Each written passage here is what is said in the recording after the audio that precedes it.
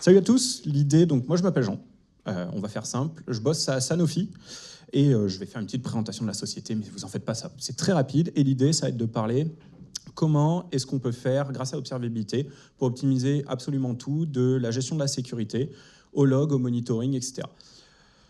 Je pense que la plupart du temps, quand on va travailler avec des outils de monitoring, la partie dont tout le monde traite en premier, c'est toujours la gestion des logs, le monitoring. Et ben, du coup, c'est la partie que je ne traiterai quasiment pas et pour parler de pas mal d'autres choses. Donc l'idée, c'est de définir comment est-ce qu'on utilise Datadog dans la vie de tous les jours pour progresser sur un peu tous les points. Et en écoutant Denis juste avant présenter les points au niveau du coût, de la sécurité et tout, je me rends compte qu'on est bon parce que c'est exactement ce qu'on fait tous les jours. Bon, je vais passer tout ce côté-là. Le petit point à savoir, juste, c'est que je vis d'une plateforme team. Donc la petite différence, c'est que je n'ai pas spécialement d'entretien et d'échange avec le business là-dessus ou des projets directement rattachés au business, mais je vais supporter l'intégralité des équipes qui vont être transverses à Accélérateur, donc supporter tous les services, tout ce qui va être AWS, de la sécurité, du coût, de l'optimisation, enfin un peu tout ce qu'on peut trouver là-dedans. Donc Sanofi, juste rapidement, quasiment 100 000 personnes, on est présent dans plein de sites en France, dans le monde aussi, vous pouvez trouver un peu tout. Un des sites de Lyon, vu que je suis lyonnais, donc j'étais obligé de prendre une photo de celui-là. Mais sûrement, si vous connaissez Sanofi ou que vous ne le connaissez pas, ben en fait, vous nous connaissez pour ça. On va faire simple. Je pense que tout le monde connaît la boîte.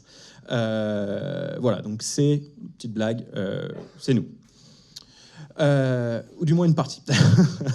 L'autre partie, c'est en 2022, on a créé un accélérateur. Donc à Sanofi, un accélérateur qui a été créé pour d'autres sociétés. S'il y a des gens de Thales, vous appelez ça une Digital Factory ou quelque chose comme ça. Donc l'idée, c'est pareil, c'est comment est-ce qu'on peut opérer plus rapidement et comment est-ce qu'on peut faire pour changer même complètement les manières d'opérer d'une société qui est à travers le monde, dont la tech n'est pas forcément le business principal, mais qui, au final, aujourd'hui, utilise la tech d'une façon pour un peu l'intégralité des types de projets, des solutions, de tout ce qu'on peut faire et tout ce qu'on peut avoir. Donc là, vous avez une photo de quelques personnes pour Halloween, parce que quitte à choisir une bonne photo, autant qu'on soit tous déguisés. Et aujourd'hui, c'est environ 140 personnes, principalement. On a plus de 2/3 des personnes qui sont dans la tech, qui travaillent tous les jours avec la tech, avec tout un ensemble de projets qui est complètement distinct, qui va aller de sites web, pipeline de machine learning, tout ce qui est du traitement et pas mal de tout l'interne. Et globalement, c'est bon, j'ai pas envie de parler trop longuement au niveau de Sanofi, on n'est pas là pour ça, mais on regroupe dans cette entité tout ce que, globalement, à peu près la majorité des sociétés peuvent avoir. D'applications front, d'API, de tout ce qui est la gestion de la data à travers plein de services, à travers plusieurs cloud providers. Tout ce qui est IA, qui est assez nouveau, et enfin plus ou moins nouveau suivant quelle partie, GenAI. Et de mon côté, tout ce qui est Ops ou Platform Team de façon globale. Et du coup, comment est-ce qu'on utilise Datadog à Accélérateur et quels sont les problèmes tout d'abord qu'on rencontre? Parce qu'au final, les problèmes qu'on rencontre, c'est, je pense, des problèmes que tout le monde est amené à rencontrer de façon globale.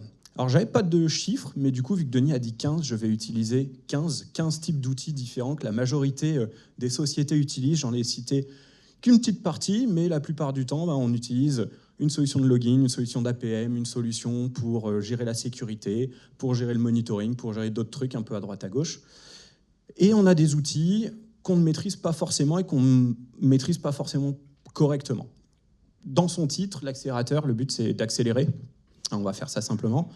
Et du coup, moi, j'ai pas de bonne solution pour apprendre à 100 personnes à utiliser 10 outils différents qui sont pourtant obligatoires quand on écrit du code, quand on délivre du code en production. Et du coup, l'idée, c'est de se dire comment est-ce qu'on peut changer ça.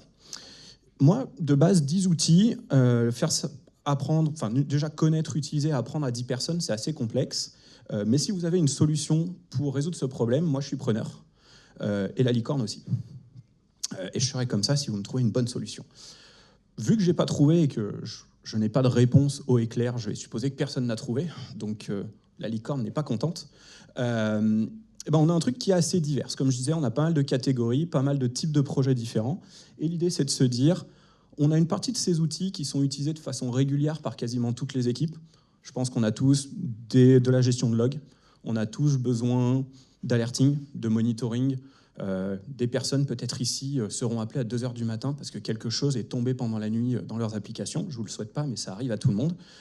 Et on a un peu cette partie où certains outils sont utilisés couramment par tout le monde et d'autres outils, à l'inverse, sont utilisés très peu ou seulement par certaines personnes, certaines équipes, suivant certains projets.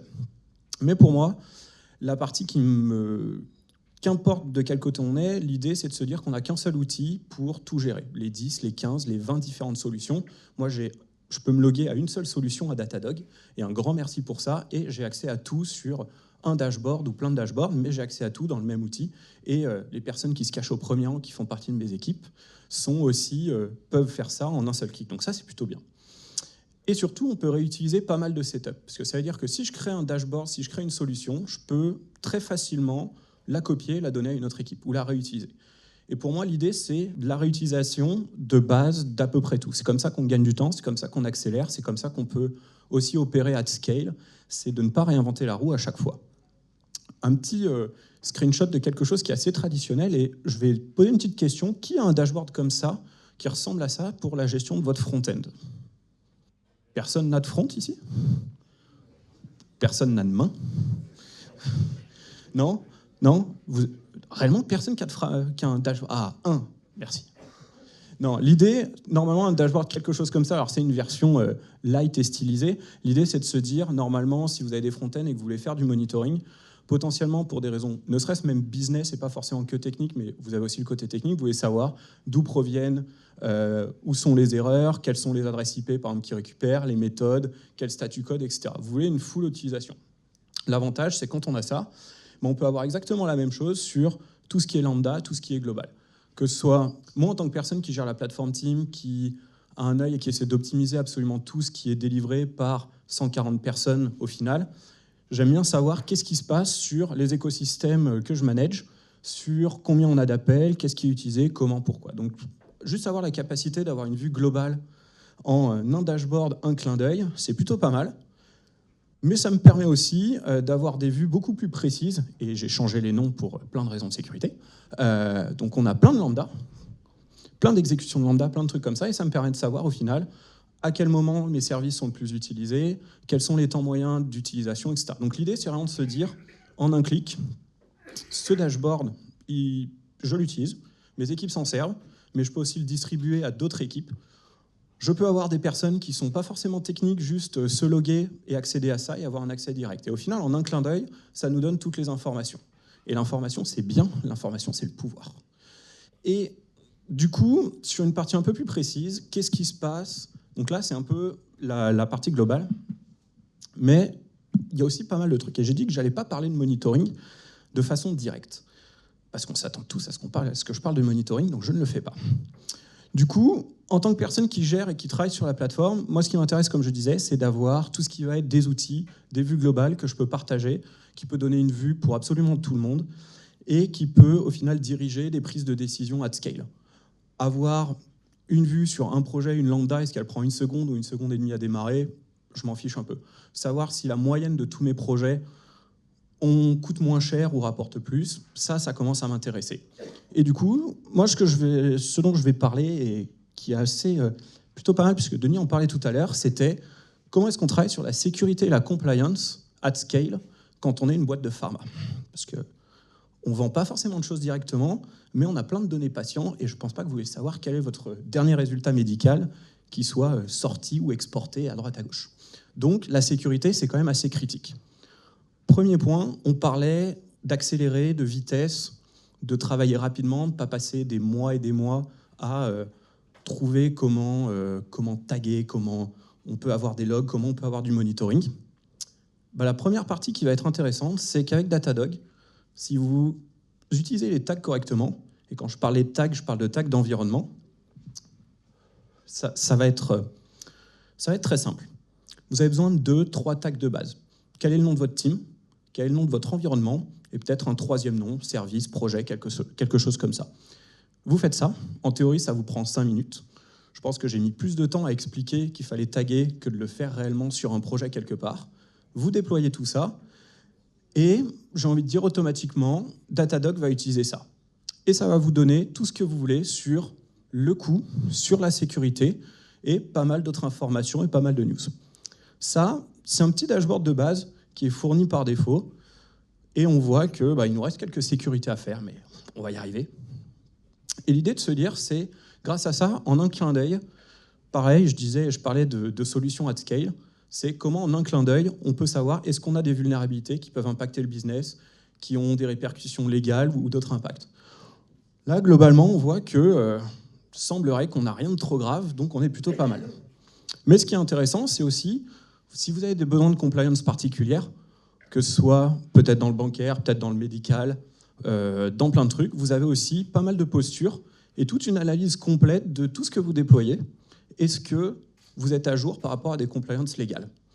On vous demande, est-ce que vous êtes compliante PCI et que vous en avez besoin pour traiter avec un business? Vous avez juste à cliquer, vous regardez, et normalement, soit c'est vert, soit c'est rouge. C'est assez simple.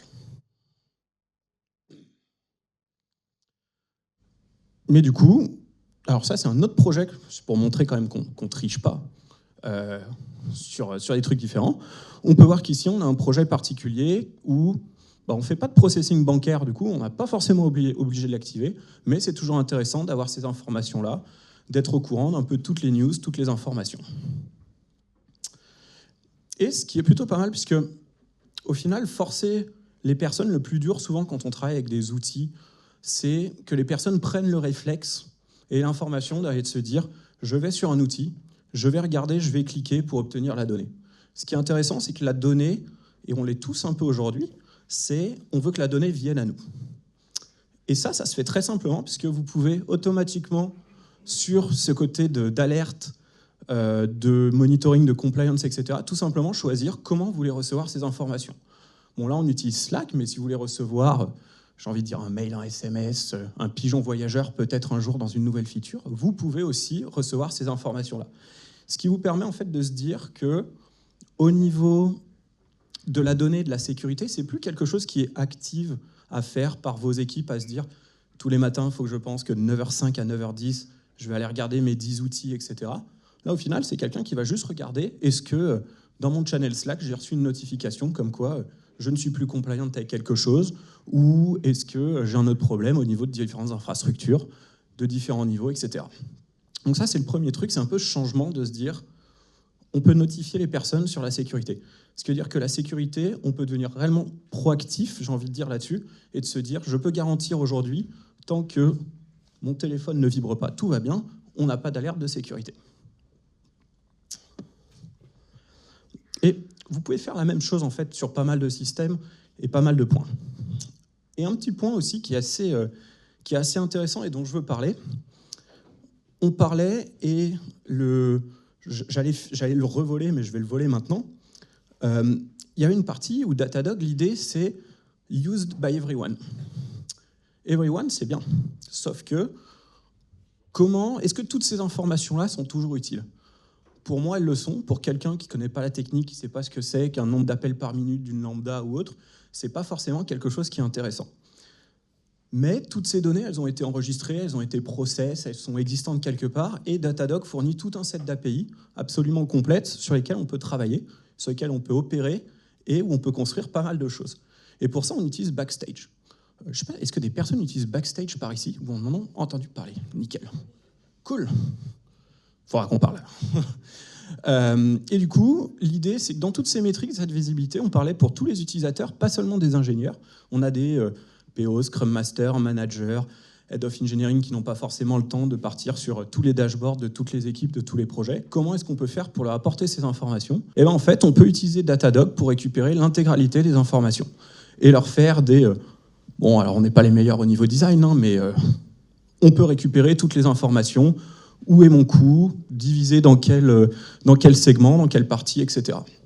Et ça veut dire que on peut générer ça, on peut présenter ça facilement, mais on peut aussi faire en sorte de fournir des métriques, donc des DORA métriques ou autres, pour augmenter la productivité ou avoir des datas sur la productivité. Tout ça parce que Datadog ingeste l'intégralité des données de plein de solutions, que ce soit AWS, que ce soit GitLab, GitHub, Jira, enfin on peut trouver énormément de solutions, 700 si je ne me trompe pas, ou plus. Et du coup, on peut retrouver toutes ces métriques et toutes ces valeurs-là. Et pour les personnes du coup qui veulent la démo rapide ou s'il y a 2 photos à faire, du coup, on parlait d'utiliser par tout le monde. Nous, à l'accélérateur, 100% des équipes s'en servent. Et ce n'est pas forcément que les ingénieurs. C'est réellement du management. du business, des ingénieurs, des managers, enfin réellement absolument tout le monde qui va s'en servir là-dessus. Et avec tout ce qui est proposé, on peut avoir des utilisations qui vont réellement targeter le besoin des utilisateurs et des utilisateurs différents. Et nous, ce qui nous intéresse, si on veut un focus en qu'est-ce qui est important pour chaque personne, pour chaque type de persona. Et enfin, une autre partie, cost réduction, j'en parlais un peu tout à l'heure au cost. Globalement, sur 2023, sur l'année entière, je disais qu'on a commencé en 2022, mars 2022. Globalement, coût AWS, ça nous a permis de diviser par 3, quasiment, même un peu plus, par 3, au niveau de nos coûts, tout en réussissant à doubler le nombre de projets. Donc en fait, sans utiliser Datadog, sans avoir de valeur comme ça, on aurait pu statistiquement se dire on a doublé le nombre de projets, on aurait doublé le coût. En fait, on l'a divisé par 3. Et je ne sais pas comment je suis niveau temps, mais normalement, c'était mon dernier slide.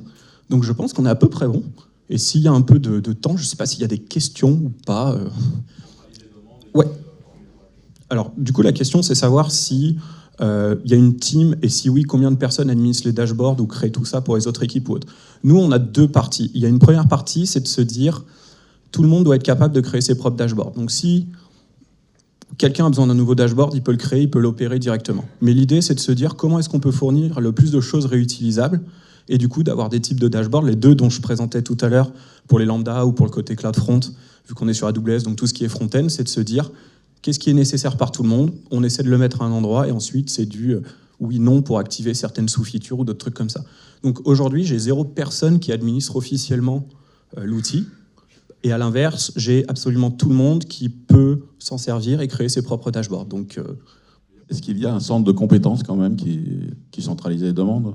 Alors, ou l'expertise? Ouais, là-dessus, ça serait plutôt sur l'équipe plateforme. Donc vous pouvez lever vos mains, montrez-vous, soyez pas timide. Ah voilà, il se cache. Non, mais globalement, ça va être les personnes de mon équipe côté plateforme et 2-3 autres personnes qui ont travaillé aussi avant ou dans d'autres opérations côté Datadog. Mais globalement, l'idée, c'est que tout le monde soit apte à travailler facilement dessus. Et l'idée, c'est de se dire qu'en 2-3 clics, on peut faire quasiment toutes les opérations. S'il y a besoin d'aide, on reste disponible par rapport à ça. Ah, une autre question, je ne sais pas si les questions, c'est maintenant.